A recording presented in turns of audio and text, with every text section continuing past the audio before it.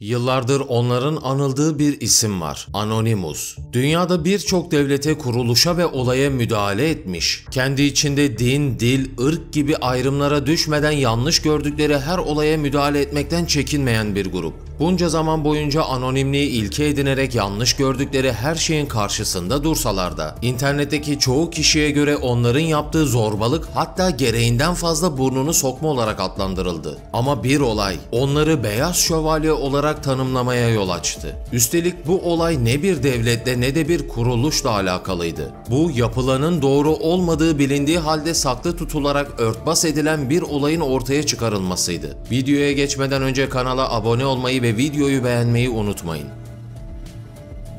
Tarihler 11 Ağustos 2017'yi gösterdiğinde ABD'nin Ohio eyaletine bağlı Steubenville kasabasında oldukça iğrenç bir durum yaşandı. Resmi kayıtlarda adı geçirilse de daha sonrasında zarar görmemesi adına adı gizlenen 16 yaşındaki bir genç kız, Steubenville Lisesi'nde bulunan ve kasabanın okul takımında yer alan iki genç tarafından hem fiziksel saldırıya hem de dijital saldırıya uğradı. Yaz ayının gelmesiyle tüm lise öğrencileri parti verme hevesine kapılmış, yorgun geçen sezonun stresini atmak üzere çeşitli aktivite hazırlıkları yapmıştı. Kasabanın nüfusunun 18.000 olmasından kaynaklı lise öğrencileri arasında yerel bir öneme sahip olan futbol takımının oyuncuları da hemen hemen her parti zamanı favori adamlar olarak yer alıyorlardı. İsimleri Trent Mace ve Malik Richmond olan futbol takımının gözde iki oyuncusu partideki eğlencede bulunan 16 yaşındaki kızı kendilerine hedef seçtiler. Parti boyunca alkolün sınırsız olmasını fırsat bilerek kıza neredeyse bayılana kadar alkol içirdiler. Buraya kadar bakıldığında kısmi liseli şakaları gibi duran durum tam da bundan sonra bambaşka bir hal almaya başladı.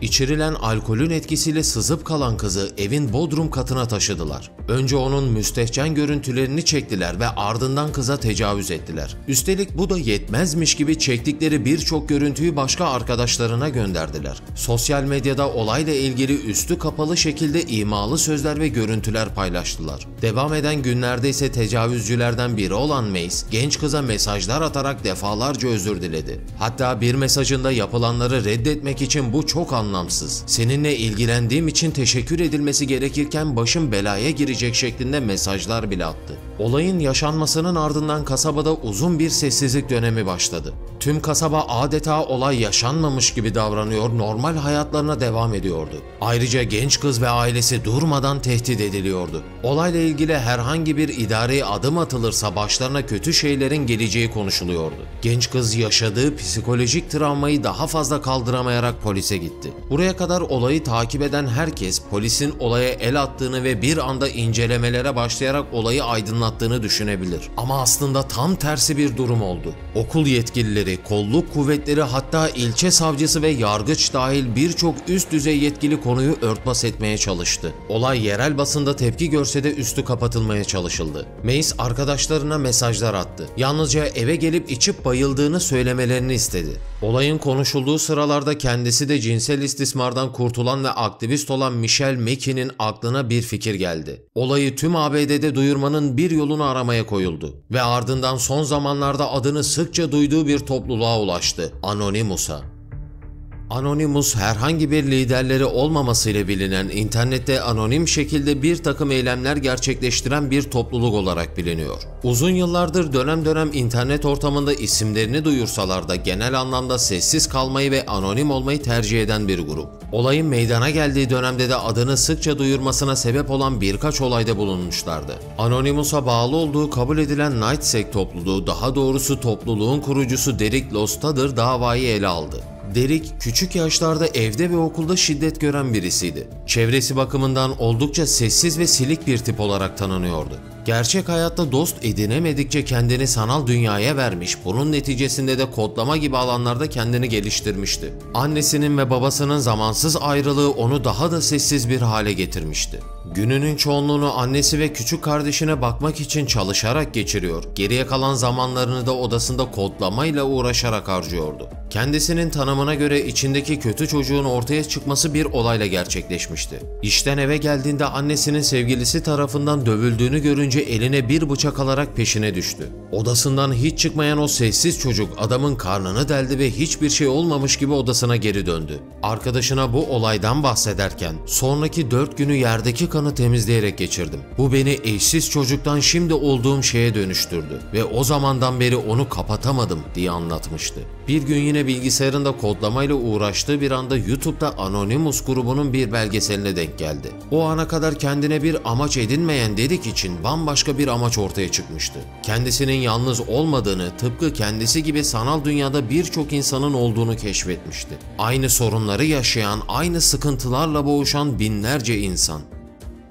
Ve Derek zaman kaybetmeden bir anonim olma hevesine kapıldı. Ertesi gün Facebook'ta bir grup kurdu. Gruba katılım için hiçbir şart yoktu. Amaçları yalnızca haksızlık olarak gördükleri olaya internette dikkat çekmekti. Birkaç hatırı sayılır saldırı düzenlemişlerdi. Üstelik Derek grubun adını da duyuruyordu. Ama medyada Anonymous için soytarı benzeri şeyler söyleniyordu. Yaptıkları onlara göre doğruydu ama takdir görmüyorlardı bile. Tam da bu sıralarda Twitter'dan kendisine bir mesaj geldi.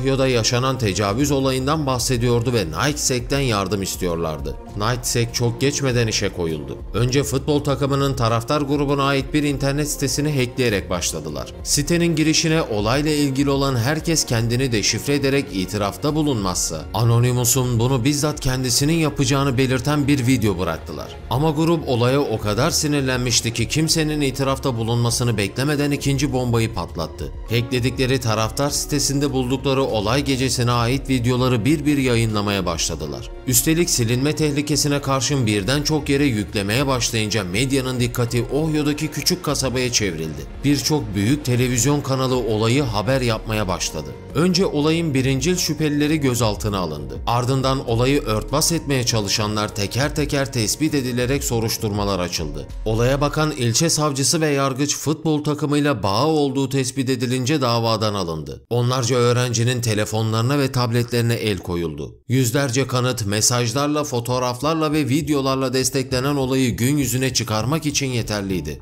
Başlarda reddetseler de Mace ve Richmond nihayet yaşananları birer birer itiraf etti. Mace, genç kızın herkese yayılmasına sebep olan çıplak fotoğrafları kendisinin çektiğini söyledi. Richmond, baygın haldeki kızın bodrum katındaki odaya taşınmasında yardım ettiğini dile getirdi. Ve nihayet 17 Mart 2013 tarihinde Trent Mace ve Malik Richmond tecavüz suçundan suçlu bulundu. Ancak yaşlarının küçük olması dolayısıyla 2'şer yıllık hapis cezası aldılar. Derek, Anonymous adı altında bir zafer kazanılmasında öncü olmuştu. Yapılan büyük bir haksızlığı gözler önüne sererek aslında kendilerinin basit birer internet korsanı olmadığını gösterdiğini düşünüyordu. Ama yanılıyordu. We are anonymous. We are legion. We do not forgive. We do not forget. Expect us.